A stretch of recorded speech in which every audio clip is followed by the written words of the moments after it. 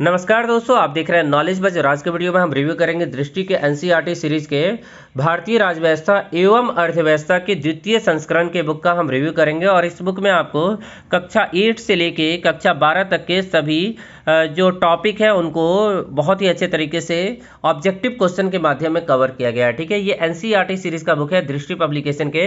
इनके 4 बुक आते हैं, यहाँ देख सकते हैं। भारतीय इतिहास हो गया, भारतीय राजव्यवस्था हो गया, भारतीय एवं विश्व का भूगोल हो गया, सामान्य विज्ञान हो गया। इस बुक का जो एमआरपी है दोस्तों 160 रुपये है। इस बुक का लिंक आपको डिस्क्रिप्शन में देखने को मिल जाएगा। इस बुक में टोटल आपको 146 पेज देखने को मिलेंगे, 146 पेज आपको देखने को मिलेंगे। बुक दोस्तों काफ़ी ज़्यादा अच्छा है, पतला सा बुक है दोस्तों। 146 पेज क्या होता है, आप 10 दिन में कवर कर सकते हैं इस बुक को।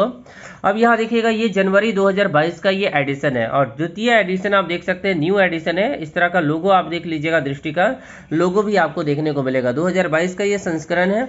ठीक है, अप्रैल 2022 का ये संस्करण है। 160 रुपये इस बुक का एमआरपी आपको देखने को मिलने वाला है। ठीक है, अब यहाँ दोस्तों आप देखिएगा, इस बुक के विषय सूची को 2 पार्ट में डिवाइड किया गया है। ठीक है, विषय सूची आप यहाँ देखिएगा इस बुक का। ठीक है, तो यहाँ पे दोस्तों देखिएगा, भारतीय राजव्यवस्था आपको देखने को मिलेगा, भारतीय राजव्यवस्था, और यहाँ पे देखिएगा अर्थव्यवस्था देखने को मिलेगा। क्लास 8 से शुरू किया गया है, जिसमें आप देख सकते हैं सामाजिक एवं राजनीतिक जीवन भाग 3। इसमें जो टॉपिक है भारतीय संविधान एवं धर्मनिरपेक्षता। इकाई 2 में देखिएगा संसद एवं कानून का निर्माण, न्यायपालिका। उसके बाद सामाजिक न्याय और हाशिए की आवाज़ जो भी है।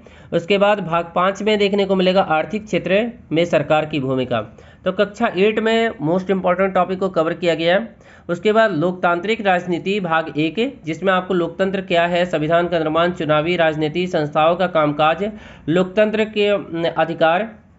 उसके बाद लोकतांत्रिक राजनीति 2, इकाई 1 में सत्ता की साझेदारी, संघवाद, समझदारी है, सत्ता की समझदारी। इकाई 2 में लोकतंत्र एवं विविधता, जाति धर्म लैंगिक मामले। उसके बाद इकाई 2 में जन संघर्ष आंदोलन, राजनीतिक दल, लोकतंत्र के परिणाम, लोकतंत्र की चुनौतियां देखने को मिल जाएगा आपको। उसके बाद राजनीतिक सिद्धांत, भारत का संविधान सिद्धांत और व्यवहार। इसमें देखने को मिलेगा राजनीतिक सिद्धांत से रिलेटेड सारे इंपॉर्टेंट टॉपिक है, जिसमें राजनीतिक सिद्धांत एक परिचय, स्वतंत्रता, समानता, सामाजिक अधिकार, न्याय, नागरिकता, धर्मनिरपेक्ष, शांति, विकास के बारे में आपको देखने को मिलेगा। उसके बाद भारतीय संविधान सिद्धांत व्यवहार, संविधान क्यों और कैसे, भारतीय संविधान में अधिकार, भारतीय चुनाव। उसके बाद कार्यपालिका, विधायिका, न्यायपालिका, संघवाद, स्थानीय शासन। इसके बाद संविधान एक जीवंत दस्तावेज, संविधान का राजनीतिक दर्शन। और 12 क्लास में आपको देखने को मिलेगा, ये 11 क्लास का टॉपिक मैंने बताया, राष्ट्र निर्माण चुनौतियाँ, एक दल के प्रभुत्व का दौर, नियोजन विकास, भारत के विदेश संबंध, कांग्रेस प्रणाली, लोकतांत्रिक व्यवस्था का संकट, जन आंदोलन का उदय, क्षेत्रीय आकांक्षाएं और भारतीय राजनीतिक नए बदलाव। अब यहाँ पे आपको देखने को मिलेगा अर्थव्यवस्था में आपको देखने को मिलेगा क्लास 9, पालमपुर एक गाँव की कहानी, संघवाद के रूप में लोग, निर्धनता एक चुनौती, भारत के खाद्य सुरक्षा, आर्थिक विकास की समझ, विकास, भारतीय अर्थव्यवस्था। उसके बाद मुद्दा एवं साक्ष्य, वैश्वीकरण, भारतीय अर्थव्यवस्था, उपभोक्ता का अधिकार।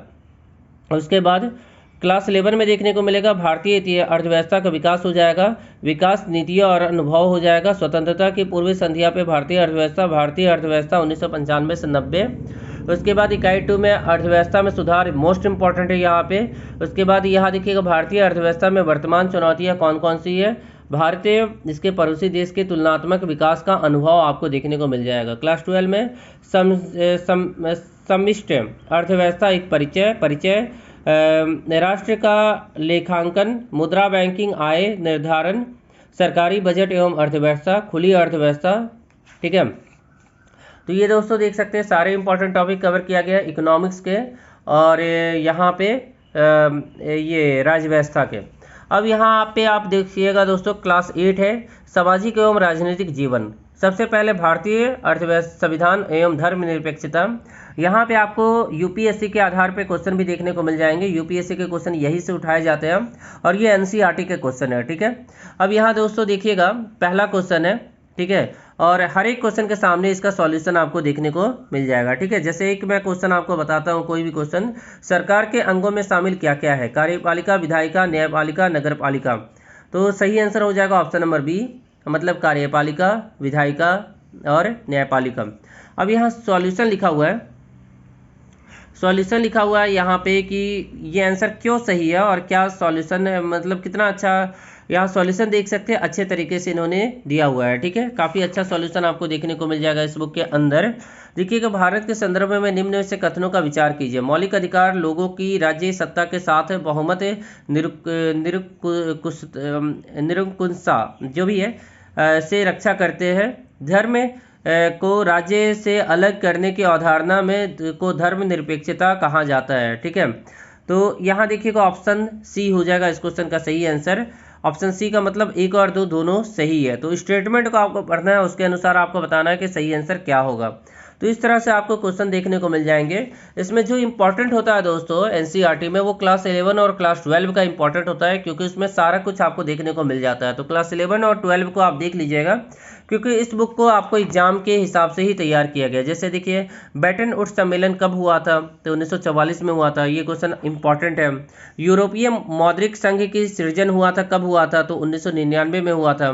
ठीक है, उसके बाद देखिएगा यहाँ पे निम्न में से कौन सा एक राजकोषीय नीति के 3 मूल उद्देश्य में शामिल है, तो ऑप्शन नंबर डी हो जाएगा, समवृद्धि होता है। अब क्या होता है उसके बारे में डिटेल सॉल्यूशन आपको देखने को मिलेगा।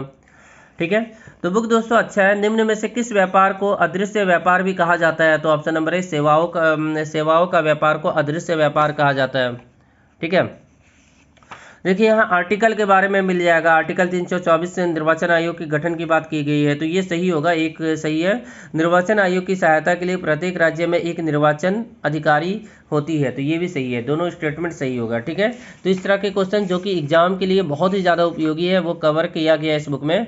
और इस बुक को आप देख लेते हैं तो जो भी एग्जाम में क्वेश्चन पूछे जाते हैं वनडे एग्जाम में, वो आसानी से आप सॉल्व कर सकते हैं, क्योंकि एनसीईआरटी के क्वेश्चन ही छाप दिए जाते हैं एग्जाम में आजकल।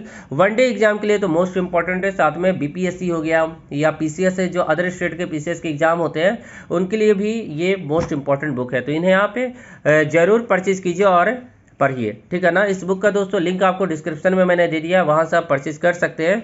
बुक दोस्तों काफ़ी अच्छा है। जैसे देखिए, स्वतंत्र भारत में राजनीति, पहला क्वेश्चन आप देखिएगा यहाँ पे, स्वतंत्रता प्राप्ति के समय राष्ट्र के सामने क्या क्या मुख्य चुनौतियाँ थी, ये क्वेश्चन पूछा जाता है।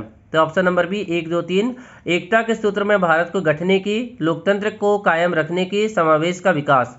अब ये क्यों आंसर होगा, तो इसके बारे में डिटेल सॉल्यूशन आपको देखने को मिलेगा।